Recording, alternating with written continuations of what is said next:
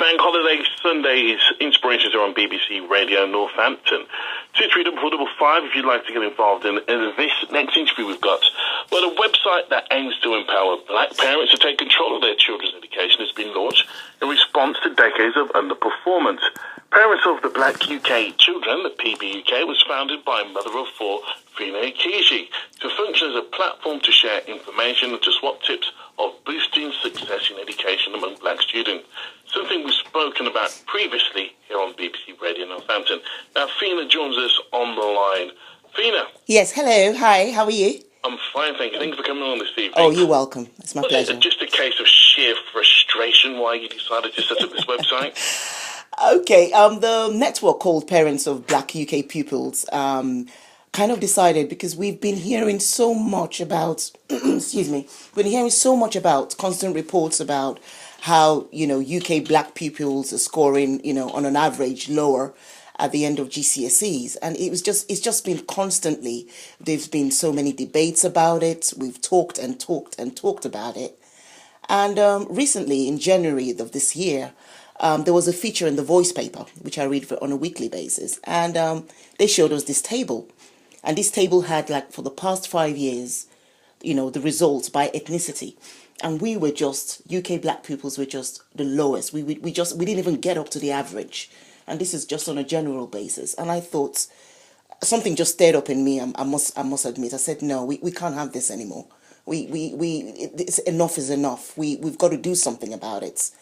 And I think, for me as a parent, I know that there's a lot that we as parents can do to sort this out. And that's the reason Parents of Black UK Pupils started in the first place. Tell us a little bit more about the network and the mission.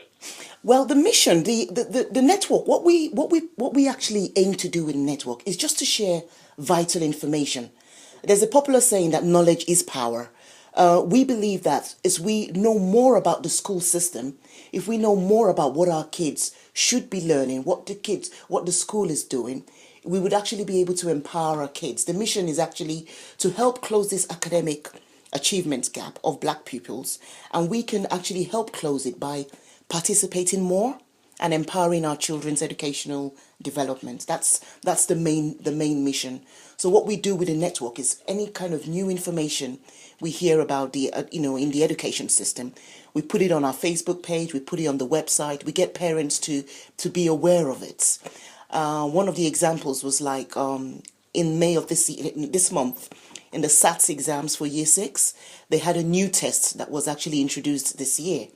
Now, if parents didn't know about it, and there wasn't much, concentration about it, kids would just go to the exams, just do what they thought, what they think would happen, and these kind of tests would just kind of shock them. So we kind of gave out information about that, and we got a very, very huge and positive response about that. So we do believe that knowledge, definitely, being aware of what is going on, would definitely help.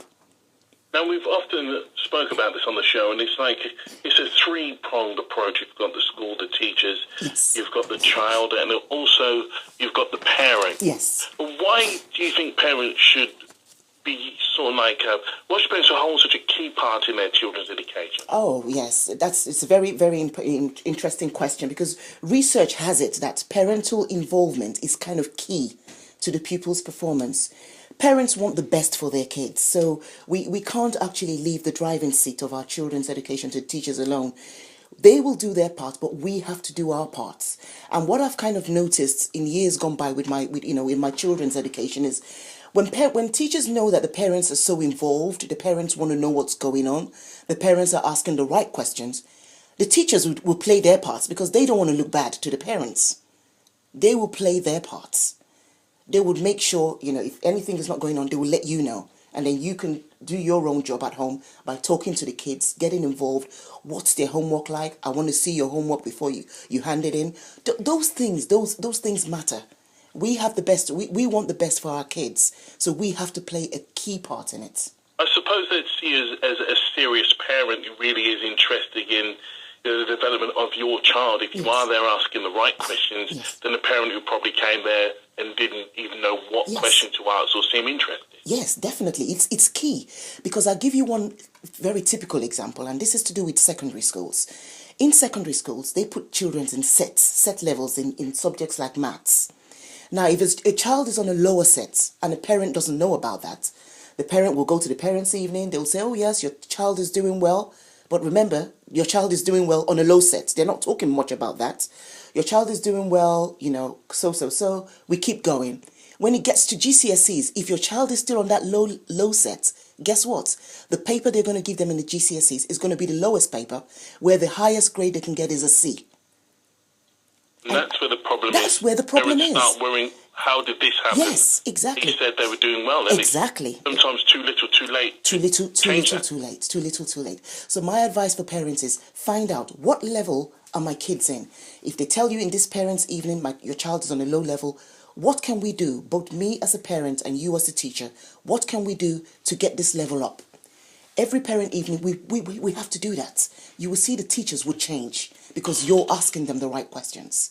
Before you know it, your child will be on a higher level and your child will have more chances to get the higher grades that they require.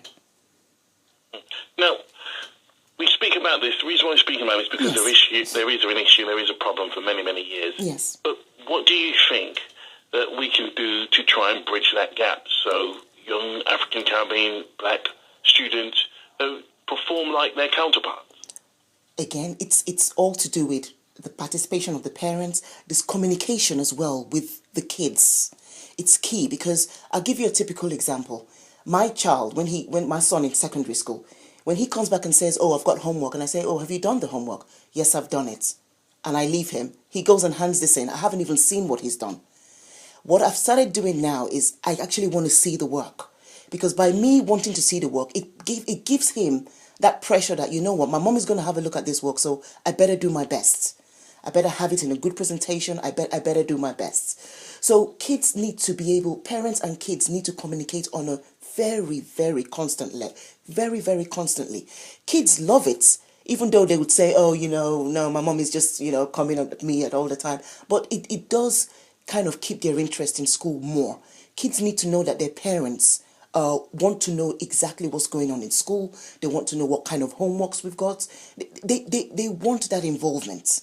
And they actually gain from that involvement, I must say. So it's one of the things that we must do as a whole with our kids. Take them to the library. Get our kids reading early. Get our kids reading early. Our kids need to read. Our kids need to know what's going on. Our kids need that. Now, how can people find out more information about the website and the network itself? Okay, our network, we've got a website called, it's www.parentsofblackukpupils.co.uk. We've got that website, and then we've also got a Facebook page, which is, at facebook.com/parentsblackukpupils. We also have Twitter as well. Twitter is at Parents of BUP. And a phone number as well I can give.